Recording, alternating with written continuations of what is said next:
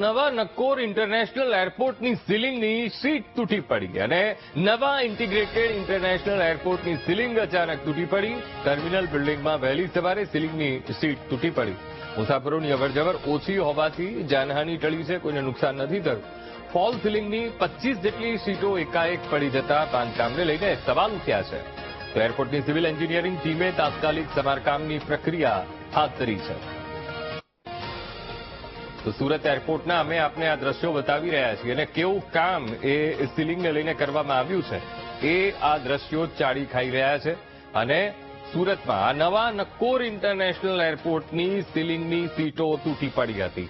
નવા integrated international એરપોર્ટની ceiling અચાનક તૂટી પડી અને અચાનક સીલિંગ તૂટી પડતા લોકોમાં ભયનો માહોલ પણ એ ફેલાયો હતો. ઓછી હાજરી હતી લોકોની, અવરજવર યાત્રિકોની ઓછી હતી, તેના કારણે જાનહાનિ ટળી છે.